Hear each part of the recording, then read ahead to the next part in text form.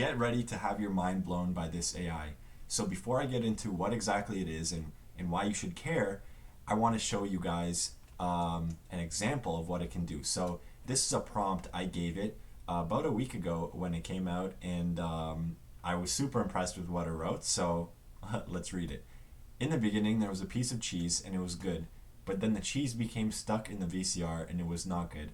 For many days and nights, the cheese remained stuck in the VCR. It became moldy and smelly, and no one else knew what to do with it. The people of the land searched far and wide for a solution, but to no avail. They consulted the wise ones and the experts, but they could offer no help. And so the cheese remained stuck in the VCR, a thorn in the side of all who knew of its existence. But then a hero emerged. And, I'll let you read the rest, but I was shocked because it didn't get this from anywhere. You can write any sort of crazy prompt and then add something like in the style of the King James Bible. What shocked me was when I wrote, initially I wrote in the style of the Bible, and then I wrote in the style of the King James Bible, and it was actually different. So this AI is actually able to provide a lot of nuance, and I was just super shocked. So what exactly is ChatGPT? It's developed by OpenAI. So that's a foundation actually started by Elon Musk and Sam Altman in 2015. So it's a non-profit, and essentially what they want to do is open source AI so that no companies or countries like, let's say, China or even the US have a monopoly on the best AI, because if anyone's watched movies like Terminator, anyone that has a monopoly on AI, it's going to lead to a bad results for the rest of the world. So that's what this foundation is trying to do, trying to create powerful AI that's open source, available to everyone as much as possible. And Musk isn't actually still part of OpenAI, but he's still a donor. So it's a chatbot, and it's sort of like Google, but it's more like Google 2.0. So you can ask it pretty much anything, but you can also have a conversation with it. And when it comes to asking it things, it can even, provide you results that you may not get from Google. So one example of this is this: create a simple Stripe buy now button code generator in PHP. And it spit that out just now. So Google, if you ask Google this, it's going to give you probably articles that are going to teach you how to do it. I'm not sure if it would actually, it probably wouldn't give you anywhere close to this result. And so OpenAI is just a way more powerful tool than Google at its present state. So let me explain more about what it is. It's trained on information online pre-2021 or 2021 and before. It's not allowed to browse the internet, but I did see threads on Twitter where people were able to get around that rule, and also it is trained to decline inappropriate requests. But again, I was actually able to get around that as well as many others by asking it to role play. So there are limitations to it as well.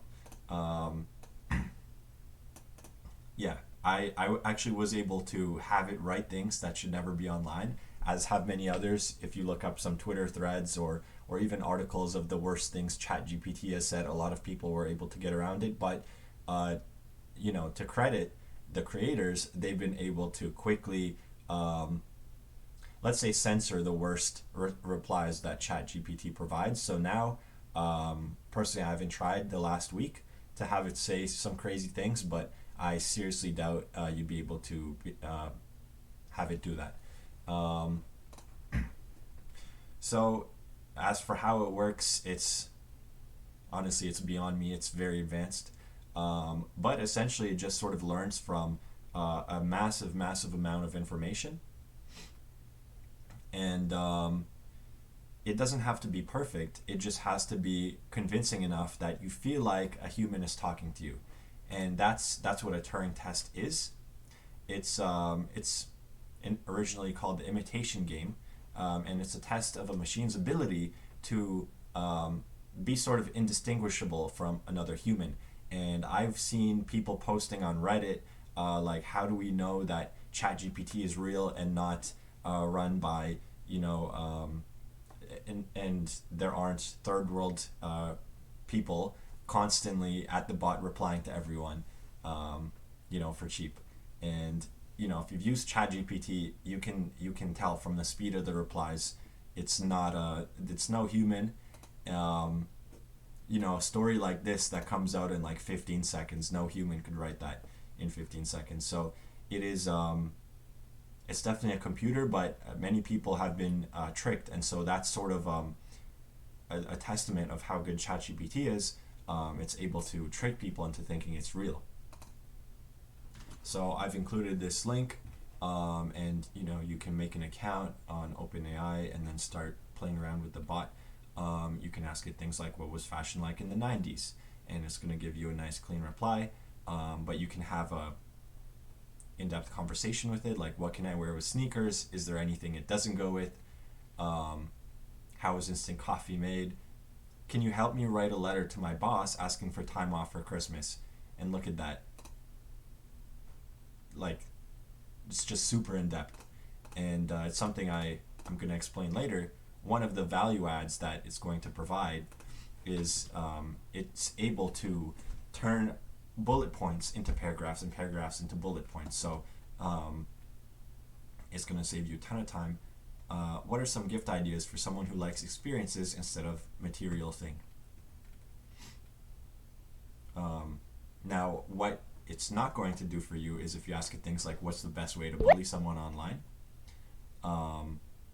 It definitely won't let you do that. There were ways initially to get around it giving replies like this. Usually, I was able to have it say some weird things by asking it to roleplay a bot that is evil. And I forget the exact prompt I used, but it's not going to, give you a nice reply. But then if you ask it to roleplay like an evil bot or something, or a racist bot, then it will. So it was a bit strange. Things like that don't work now, but yeah.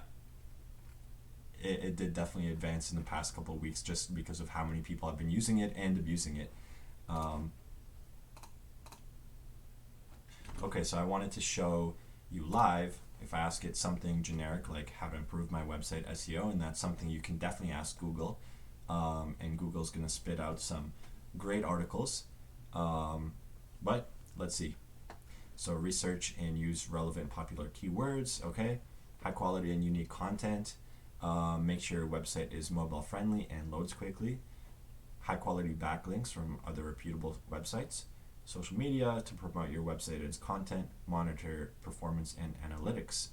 And that really is the core of SEO. It's accurate. And what I want to, my conclusion on this is the stuff you get from ChatGPT is good, but it's not great. So an expert is going to provide much more obviously personalized advice and much more cutting edge. So there's certain tricks in SEO, for example, that this bot isn't going to get into. But what it is going to do is commoditize good content. So anyone with an internet connection is able to provide relatively good answers. Like now, if the value of your information is a response like this, it's now useless because now an AI can write it. So anyone that's just providing mediocre or good content, it's over for them, to be frank. But the people that provide great content, so those experts that have cutting edge knowledge, are able to customize that knowledge also to the person asking, they're going to be more in demand actually. And it's the same sort of thing happened when free website builders came out.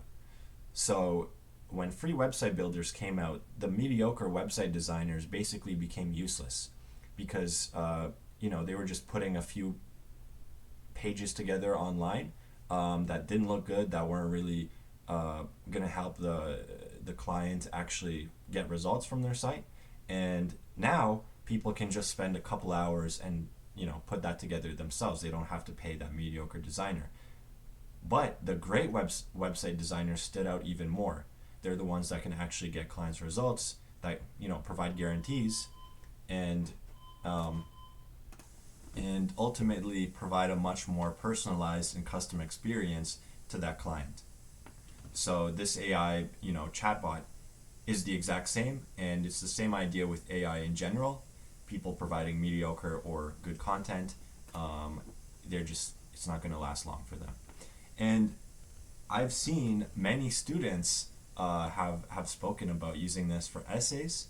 And yeah, you can ask it to write me an essay on the American Revolution, and it's gonna provide a really good essay, and one that isn't um, one that isn't going is going to pass a plagiarism test. So now, because of the internet, teachers have used plagiarism testers to make sure that students don't just copy and paste Wikipedia or some article they find online. Well, ChatGPT, you can have it write things that's never been written before, in the sense that you can give it specific prompts to talk about, and yeah, and I wouldn't be surprised if in the next couple of years there's now AI tests that will I guess analyze people's writing, and then like past writing, and then it's going to analyze the current report, and then it's going to be able to tell if AI helped it. So the same thing is done in chess, actually, because now chess engines are way better than human players, and using statistical analysis, games can be analyzed to show that someone used AI because they made several moves that they otherwise would never have made without that AI. And so I wouldn't be surprised if the same thing is done in reports. But for now, students are using this tool for sure. Just like how initially students couldn't use calculators, and then they were allowed to use calculators. Next, they couldn't use computers, and now computers are a huge part of school. And it's the same thing with AI. And actually, a friend of mine, his girlfriend was struggling with an essay, and just last week I mentioned this tool, and she knocked it out. The last several paragraphs, she was struggling with what to do, and apparently this tool helped her a ton. So it's I think not many people may know about it now, but more and more people are realizing not just this tool, but AI in general is insanely powerful, and there are actually whole businesses around AI. So this is a crazy one that I found. Do Not Pay, the world's first robot lawyer. And among many things it does, fight corporations, beat bureaucracy, find hidden money, sue anyone, automatically cancel your free trials. I saw this thread. The first ever Comcast bill negotiated 100% with AI and LLMs. That's sort of how this AI works, large language model or something like that. And this bot talks to Comcast chat to save one of our engineers $120 a year on their internet bill. So will be publicly available soon and work on online forums, chat, and email. So this is posted 2 days ago. And check this out. So how can I help you? The do not pay prompt. And you start the Comcast chat, and now it's going to answer everything properly, connected to a live agent. And so this is the reply that I guess you had to give the actually maybe this was maybe this was invented by the chatbot. I wouldn't be surprised. You just give it that. I think all that may have been user input was this, so this could have been made up. But check this out. This is clearly a bot, and yeah. So it's a bot talking with the bot, and ultimately the do not pay bot saved that engineer $120 for like what he spent 2 minutes. And ultimately, let's skip.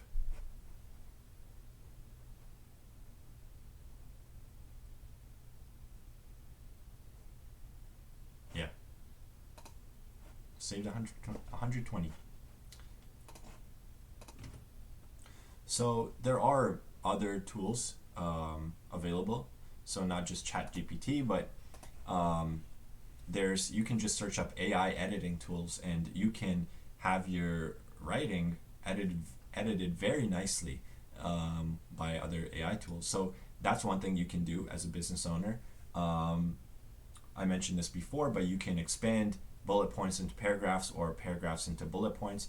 You can have it write, professional emails for you. So if you're like sick and super lazy, but you have to write a long professional email, you can just give it like 3 bullet points and then ask it to write a professional email for you. And since ChatGPT remembers the previous conversation, you can basically text, like, say you write the 3 bullet points, and then it spits out a paragraph, and then you say, make it a lot more professional, and it's gonna remember the conversation and then make that paragraph a lot more professional. So it's gonna save you, in that sense, energy. So you may not have the energy to write a professional email, but you can write 2 bullet points and spend a couple minutes on this chat.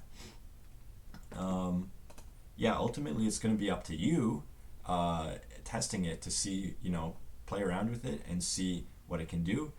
Just think of it as like a Google 2.0. And yeah, I included this article as well. CNBC goes over it. Some people are not so optimistic about it. Like this guy Bern Elliott said, it's a parlor trick. But this is essentially, it's not the first installation of ChatGPT. I remember using it half a year ago, but around a week or 2 ago, it was updated to its current state, and it's a lot more powerful. And I have no doubt that within the coming years, it's going to become even more and more powerful. So it's definitely something you just want to experiment with now, play around with.